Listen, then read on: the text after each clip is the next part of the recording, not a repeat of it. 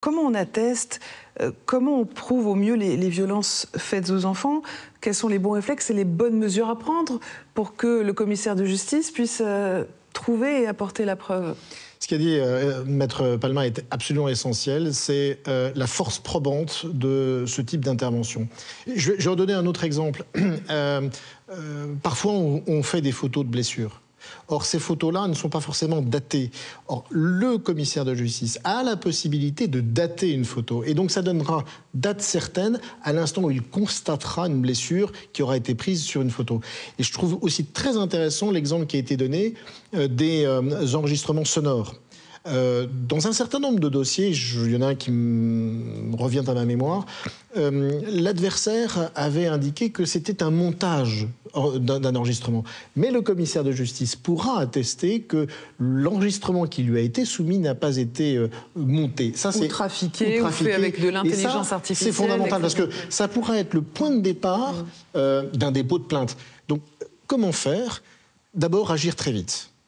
Il ne faut pas attendre. La difficulté, c'est ce qu'on disait tout à l'heure avec Karel Delmar, c'est la libération de cette parole et aussi responsabiliser ceux qui sont les parents, les frères et sœurs, les oncles et tantes, les grands-pères, les voisins.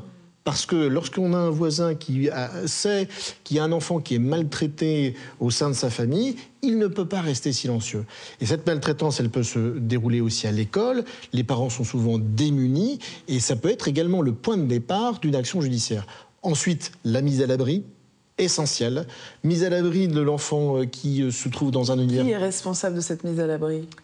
Nécessairement la justice. Car c'est une mise à l'abri qui se fera sous le contrôle soit du procureur de la République dans le cadre d'une ordonnance de protection provisoire, soit par un juge des enfants dans le cadre d'une assistance éducative. Dans quel délai, maître? Très rapide, une OPP, c'est immédiat. Hein. Le procureur de la République peut prendre une OPP dès qu'il a la conscience, la connaissance de blessures graves subies par l'enfant, d'une maltraitance grave.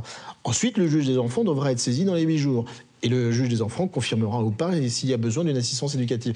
Et puis par ailleurs, le procureur de la République peut très bien imposer dans le cadre d'un contrôle judiciaire une interdiction de contact avec l'enfant, voire le cas échéant une incarcération de l'auteur de faits de maltraitance. Et dernière chose, essentielle dans le triptyque, c'est nécessairement la réparation, autant que faire se peut, des dommages qui auront été subis par l'enfant. Et c'est toute la question du dommage corporel. Le dommage corporel étant pas simplement physique, mais également psychologique.